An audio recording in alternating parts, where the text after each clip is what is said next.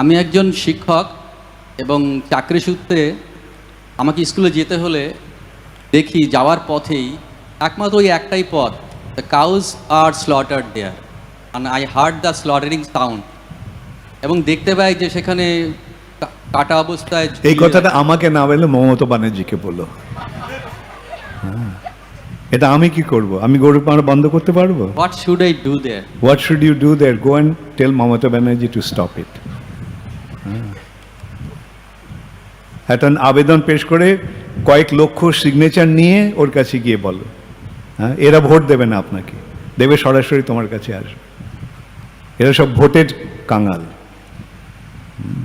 ভোটের জন্য এরা সব কিছু করতে রাজি থাকে।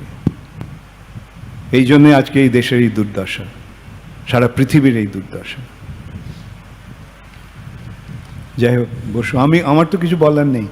হ্যাঁ, যদি পারো তা অন্য একটা রাস্তা ধরে যাওয়ার চেষ্টা করো।